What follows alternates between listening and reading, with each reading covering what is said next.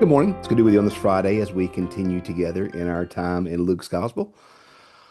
Hope you've got a great weekend ahead of you. I know I'm excited about it. Golly, we got a lot this weekend. Going to Cleveland tonight to see my son and for his birthday, which is this weekend. Won't be able to see him on his actual birthday, so I'm going to slip up tonight and go see him and wish him a happy birthday. And then tomorrow down to Hattiesburg to watch the Mighty Fighting Clarinets play. And I think there's a football game too. I'm not sure about that. Then Sunday at St. Matthew's, another great day in store. Wonderful day of worship, committing the time. And then we'll have our Fall Fest that night. So it's going to be a great weekend. I hope no matter where your weekend finds you, that you can have a time of grace and a time of rest and a time of fellowship with those you love. So today we're going to continue Luke 14. And remember, we said the last few days, Jesus is finding himself at the home of a Pharisee who was throwing a feast. And so Jesus teaching now in this section, these next few sections are going to relate back to where he's at with this Pharisees in this Pharisee's home. And you're seeing a lot of teaching about humility and power and appearance because so many people here are jostling for power and these type things. So Jesus is teaching about the dangers of power and how power corrupts. So let's read chapter 14 verses 15 through 24. That's Luke 14, 15 through 24. One of the dinner guests, on hearing this meaning the teachings he just talked about, being humbled and exalting yourself and these type things. One of the dinner guests, on hearing this, said to him, "Blessed is anyone who will eat bread in the kingdom of God." Then Jesus said to him, "Someone gave a great dinner and invited many. At the time for the dinner, he sent his slave to say to those who had invited, 'Come, for everything is ready now.' But they all alike began to make excuses. The first said, 'I have bought a piece of land and I must go out and see it. Please accept my regrets.' And another said, 'I have bought 5 yoke of oxen. I'm going to try them out. Please accept my regrets.' And another said, 'I have just been married. Therefore I cannot come.'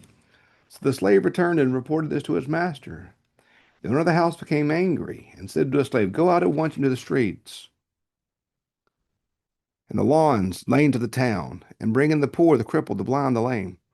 And the slave said, 'Sir, what you've ordered has been done. There still is room.'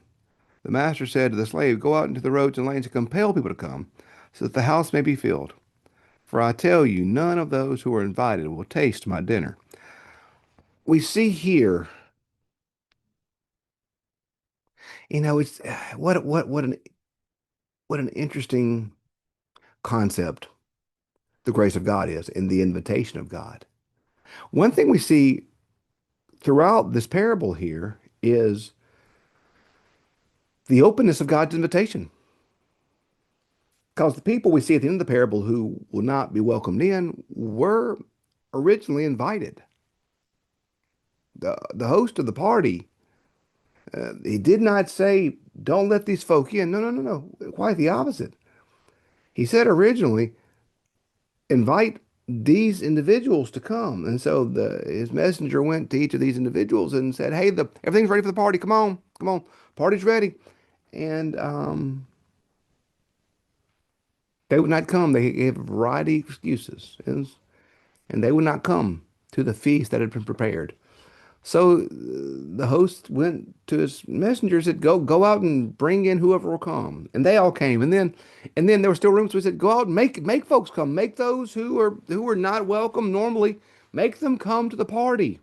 Because I'm going to make because those folk who had the chance that passed them." There's God always seeks us out, and God always loves us. So God's grace is always there. But it is important that we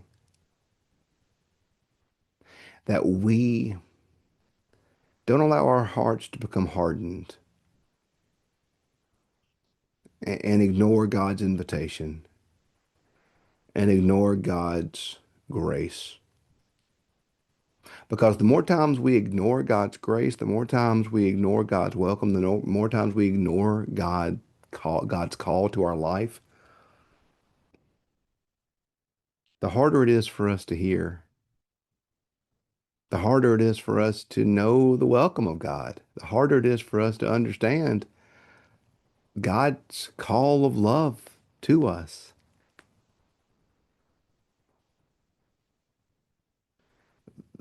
God was determined, the host was determined to fill his party with a room full of folk having a good time. He was determined that whoever would, who, that no, that his offer of a feast should be received and welcomed. But the first guest refused. And so then the gates are flung wide open. Those of us who are in church, those of us watching this video right now, those are listening to this podcast, those of us who are involved in a community of faith, we've um we've heard the invitation, haven't we? We've heard the invitation of God to come, to receive, to know. We've heard it.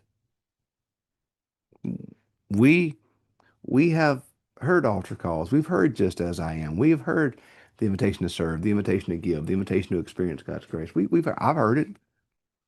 You've heard it. Well, there's a danger that comes from ignoring it. There's a danger that comes from ignoring the invitation of God. Not that God's invitation's still not there, but we just can't hear it anymore. We just can't hear it anymore. You ever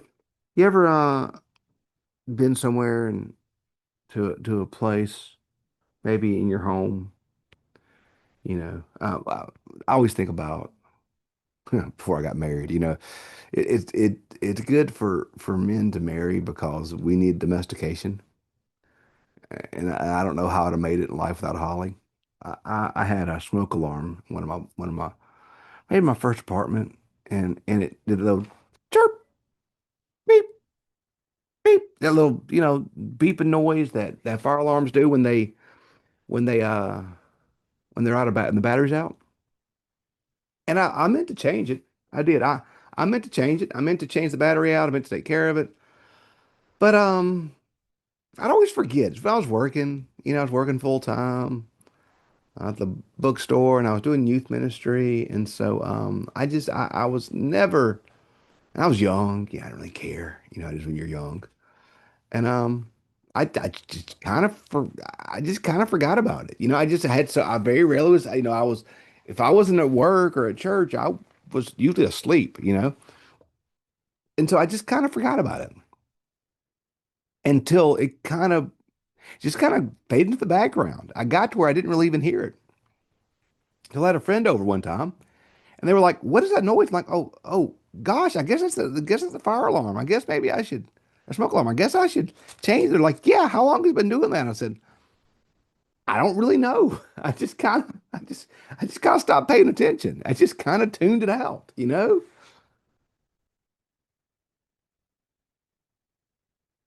Let's not tune out God's invitation. Let's not tune out the invitation of the Father who calls us to his feast, who calls us repeatedly over and over and over and over again to his life. The Father calls. The Father calls. The Father calls.